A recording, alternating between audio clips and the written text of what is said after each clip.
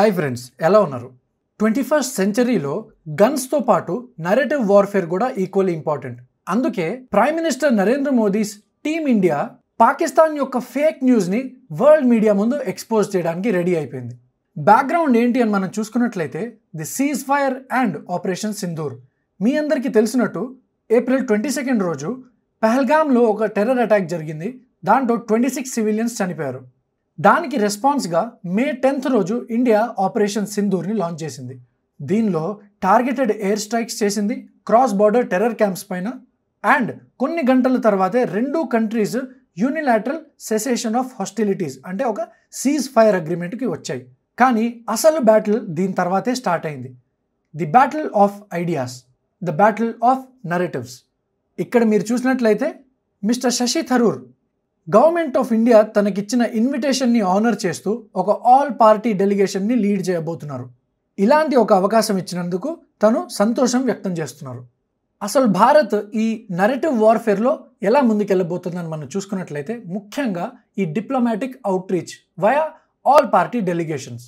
మే 23rd నుంచి ఒక 7 all party teams, each టీంలో 6 to 7 MPs ఉంటారు. దానిలో ఫార్మర్ అంబాసిడర్స్తో పాటు రిటైర్డ్ బ్యూరోక్రాట్స్ కూడా ఉంటారు. వీళ్ళు మొత్తం మీదుగా ఒక 10 days పాటు కీ రీజియన్స్లో ట్రావెల్ చేస్తారు. ఒక్కొక్క టీంకి ఒక్కొక్క డెసిగ్నేటెడ్ రెస్పాన్సిబిలిటీ ఇవ్వడం జరిగింది. For example United Nations Security Council క్యాపిటల్స్ని లీడ్ చేస్తున్నారు mister Shashi Tharoor, Supriya Sule and others.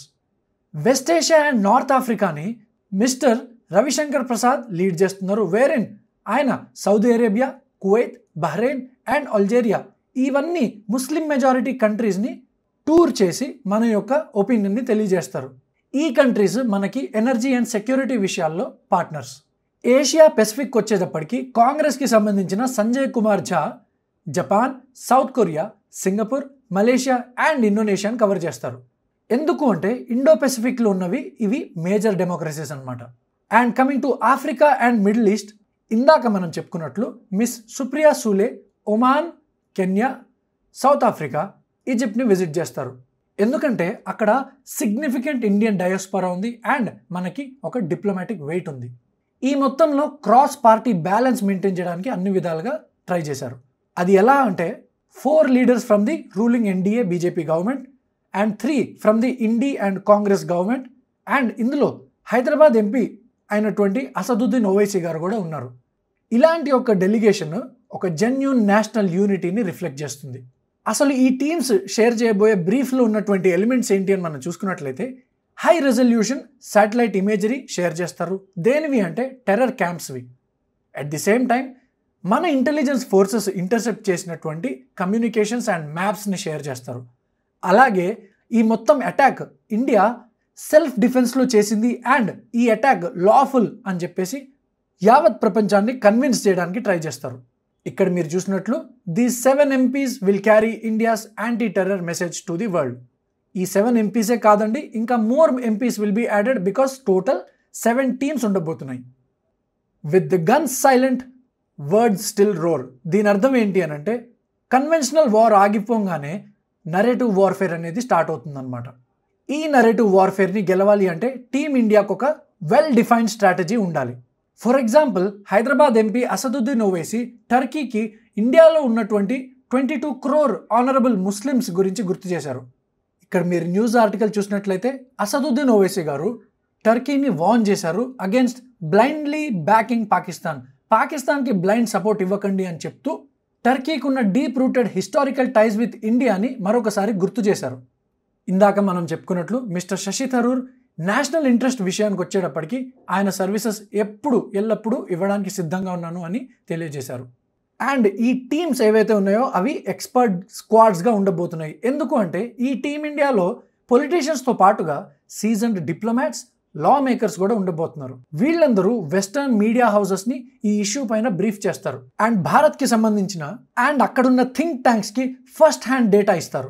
ఈ మొత్తంలో ఉన్నటువంటి కోర్ ఉద్దేశం ఏంటి అంటే కాంబాటింగ్ డిస్ఇన్ఫర్మేషన్. మీ అందరికీ తెలిసినట్లు చైనాకి సంబంధించిన గ్లోబల్ టైమ్స్ కానివ్వండి లేదా టర్కీకి సంబంధించినటువంటి TRT వరల్డ్ కానివ్వండి, these are first to lie fake news spread చేయడంలో ఇవి ఒక కీలక పాత్ర పోషించాయి. ఫర్ ఎగ్జాంపుల్ గ్లోబల్ టైమ్స్ ఇండియాకి సంబంధించినటువంటి BrahMos missile depot completely destroy అయిపోయిందని చెప్పి ఫేక్ న్యూస్ స్ప్రెడ్ చేసింది. ఈ ఈవెంట్స్ జరిగిన తర్వాత ఇండియాలో ఉన్నటువంటి సివిల్ సొసైటీ పెద్ద ఎత్తున ప్రొటెస్ట్ చేశారు, including student groups and academics. వాళ్ళకు ఉన్నటువంటి అకాడమిక్ కొలాబరేషన్స్ని సస్పెండ్ చేసేశారు. సో ఈ రకంగా ఈ మెసేజ్ చాలా స్ట్రాంగ్గా కన్వే అయింది. బట్ మిస్ఇన్ఫర్మేషన్ని న్యూట్రలైజ్ చేయడానికి ఇండియా తీసుకోవాల్సిన 3 ఇంపార్టెంట్ స్టెప్స్ ఏంటి అని మనం చూసినట్లయితే, first, immediate rebuttal. Each and every false క్లెయిమ్ని high resolution satellite images and intercepted terror కమ్యూనికేషన్స్ని ప్రూఫ్గా ఇచ్చి వాటిని డీబంక్ చేసే అవసరం ఉంది. Second, highlight inconsistencies. For example, Indian fighter jet పడిపోయిందని చెప్పేసి ఏదైతే ఫేక్ న్యూస్ స్ప్రెడ్ చేస్తారో దాన్ని కౌంటర్ చేయడం వల్ల ఎనిమీ కంట్రీ యొక్క ఇన్కన్సిస్టెన్సీస్ హైలైట్ అవుతాయి. And finally, social media blitz. అంటే ర్యాపిడ్గా షేరబుల్ ఎవిడెన్స్ని ఎవ్రీ మేజర్ ప్లాట్ఫామ్లో షేర్ చేయడం వల్ల మన యొక్క న్యూస్ అనేది త్రూ అవుట్ ది వరల్డ్ మనం స్ప్రెడ్ చేసే అవకాశం ఉంటుంది. తద్వారా భారత్ తనకి సంబంధించినటువంటి నరేటివ్ని అత్యంత బలంగా ప్రవేశపెట్టగలుగుతుంది. అండ్ ఫైనలీ, ఫార్వర్డ్ స్ట్రాటజీ కనుక ఏ రకంగా ఉండాలి అని మనం చూసినట్లయితే 3 ఇంపార్టెంట్ స్టెప్స్ భారత్ తీసుకోగలుగుతుంది. ఒకటి, యాక్సెస్ కంట్రోల్స్. అంటే టెంపరీగా ఈ ఫేక్ న్యూస్ స్ప్రెడ్ చేసే న్యూస్ అవుట్లెట్స్ని బ్యాన్ చేయడం. సెకండ్, ఎవిడెన్స్ క్యాంపెయిన్ని కొనసాగించడం. అంటే ఇందాక మనం డిస్కస్ చేసినట్లు ఈ high quality imagery of terrorist క్యాంప్స్ని షేర్ చేయడం, వాటన్నిటిని లైవ్ స్ట్రీమ్ చేయడం గ్లోబల్ మీడియాకి. And unified message across parties, across ministers, across delegations to maintain one single narrative. అదేంటి అంటే India has done it in self defence. ఇలాంటి ఎవిడెన్స్ బేస్డ్ ఇన్ఫర్మేషన్ క్యాంపెయిన్స్ చేయడం వల్ల India can ensure it's lawful self defence against terrorism is heard. Bharat తన యొక్క self defence చర్యలు terrorist against తీసుకున్నాం అనేటువంటి విషయాన్ని అత్యంత బలంగా ప్రవేశపెట్టగలుగుతుంది. ఇది మొత్తం మీద ఈ ఇష్యూకి సంబంధించినటువంటి అప్డేట్స్. ఈ వీడియో మీకు నచ్చినట్లయితే ఖచ్చితంగా లైక్ చేయండి, సబ్స్క్రైబ్ చేయండి. Till then, thank you. జై Hind, Vande Mataram. Abhyas IAS Super 30 batch starting from June 15th. Take the skill test and join us in clearing your civils in your first attempt itself.